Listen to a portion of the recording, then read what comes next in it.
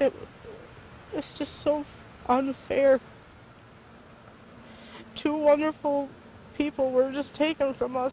Tonight, friends and family saying goodbye to a pregnant mid-Michigan woman who was killed earlier this week. Jenny Webb's body was found near a law enforcement gun range early Wednesday morning. And while her family prepares to lay her to rest, our own Liz Gilardi is asking the prosecutor tough questions about why days later so little information is being released. Liz.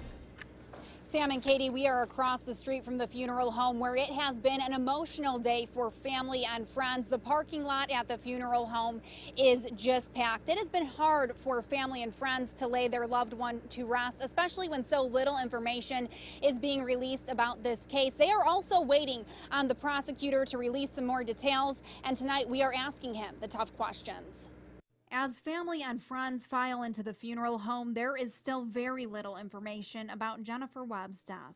We really, honestly, don't know anything. I mean, we have our ideas of what happened, but we want this MSP and the prosecutor to be able to do their job. But why, days later, are they being so quiet? I talked with Prosecutor Thomas, who calls what happened a complete tragedy. He says he is treating it as a homicide. And are you releasing any other details about the case and what may have happened there? No, we're not. Why not? Because it isn't going to advance the investigation. If we get statements from witnesses and we get evidence from the community, we want to be able to tell that it's legitimate, credible evidence. The prosecutor says he is pretty certain about the cause of death, although he is not releasing it at this time because he doesn't want witnesses to repeat something they've heard in the media. A lot of the times, though, with other homicide investigations, we do know more information about the cause of death, about potential suspects. Why in this case do we not know? Well, because we aren't at the point in the investigation where we've got anybody charged with anything. I pressed him for more information about the way this case is being handled. It was promptly turned over to state police, something that is standard procedure if a law enforcement officer is involved. I asked that question again today. Is a law enforcement officer involved?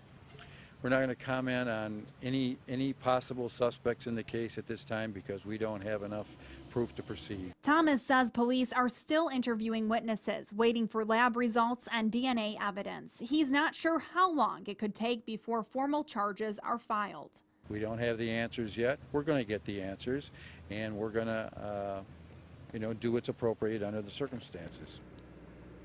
The family wants me to put the word out about a candlelight vigil for Jennifer Webb. It starts at 9:30 tonight after the visitation. The candlelight vigil is in Bridgeport. It's behind the township offices at the Bridgeport Pavilion. So they just want to get the word out about that. And with the family's permission, I will be there as well. And we will have those images for you all new at 11. Reporting live and local in Saginaw County, Liz Gilardi, WNEM TV5. All right, Liz, thank you. And visitation continues tomorrow from 10 a.m. until the funeral service, which will be held at 4 p.m. at the W.L. Case and Company Funeral Home in Saginaw Township, and count on WNEM TV5 for continuing coverage as this case continues to evolve.